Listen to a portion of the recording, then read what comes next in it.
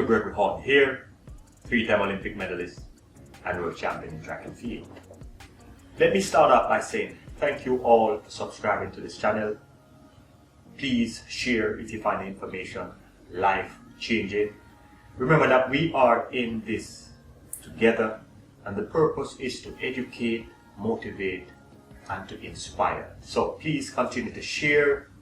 Do not be afraid to ask any question that you may have. Now today I'm going to talk about 400 meters. I've been getting a lot of requests to talk about my specialty because the story is a lot of coaches and athletes do not understand what it takes to become the best in the 400 meter. So I'm going to talk about several athletes, the world record holder, former world record holder, and a couple other 400 meter runners who dominated in the field. I'm going to start off with Michael Johnson because he was my training partner. He gave me the opportunity to learn from him, to learn from Coach Hart, and he is unique in many different ways. Now I've known that a lot of athletes want to dominate their event or dominate the 400 meter, but I realize that they lack a certain knowledge and competency. And this is why I will start off with Michael Johnson, because to dominate the 400 meter 10 years in a row, it tells that this person was special in what he did. And I know that a lot of people do not understand the inside information as to why he was so great. Now, I always said it, that I appreciate Coach Hart and Michael Johnson for giving me the first Jamaican, the first person outside of the Baylor family to be a part of that family, and for that I will forever be grateful. So let us go into Michael Johnson. Why was he so dominant? Why was he able to be undefeated for so long? You see, Coach Hart made it very clear that 400 meter runners, they are two types. One who focuses on speed, or his or her strength is mainly on speed, and the other strength is on strength. So the 400 meter runner can be either a speed oriented 400 meter runner, or the main focus, the main strength of that runner is his strength, which means that he's able to hold on to a pace longer than the person who just have speed.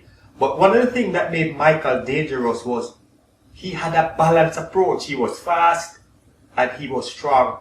But here is the secret to Michael's success. He was very intelligent. He understood everything about the 400 meter. He understood how to distribute his speed and his strength over the distance. But not just that. He had a team of people who were able to help him to put together that complete package.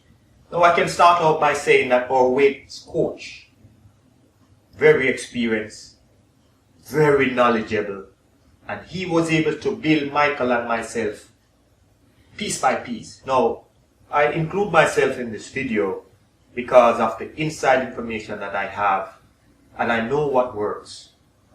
As I said before, you can be the fastest runner in the world, you can be the strongest runner in the world, but if you're not able to distribute that speed and use that strength efficiently, you may never dominate the 400 meter. Now let us talk about Michael's intelligence, because a lot of people seem to ignore that. Michael understood exactly what he needed to do, and his level of emotional intelligence was high, which means that he knew how to tap into his mind, and he was able to focus long term, which means that his strategy was consistent. If you look on all the races that he ran over the years, you will see that he was able to adjust his strategy if he needed to, but he ran the same race over and over again. Now, in almost all of the races or the medals that Michael won, I was in the final. In fact, I was able to make 4 of the championship final, 3 world championship and 1 Olympic final with Mike. And for that, I am forever grateful for the opportunity. So I was able to win overall 2 individual world championship medals and 1 individual Olympic medals. And in all these events, Michael was there. But let us break down one of Michael's race so you understand what we are talking about. If you look at 1995 when he did the double for the first time, yes, he ran the 200 and the 400, and he was able to manage his speed and his strength efficiently over the distance. But if you look at the final, I was in lane 3, I think Michael was in lane 6. He was very focused. He clearly knew what he wanted to do. He was able to dissect the field. He knew the strengths of Bush Reynolds. He knew my strength. He knew that I did not have that speed, that foot speed, that would challenge him if I needed to. And he also knew that no one in the field had that foot speed that would challenge him. He also knew that in terms of his endurance and his strength, that the only way he could lose that race is if he was conquered by himself, meaning that he made mistakes along the way. And that is something that Michael Johnson really does when he is in a competitive field. Now, I was in lane 3, as I said. I got out fast, not as fast as I wanted to, but you could tell, look at the race, Michael was very controlled. Now, he always makes sure that his 200-meter split is ideal, exactly what he wanted to be, say 21-3, 21-4. And he was able to make the next move in the turn because that's where he was the strongest. At the time, I wasn't training with him, so I did not have the inside information as to how to put my races together. But I knew that in order for me to have a chance with Mike, I would have to make my move 150 out. But he had enough momentum that it would be almost impossible to catch him. And he was able to win that race by about 10 meters. But what made him so invincible? What made him so great?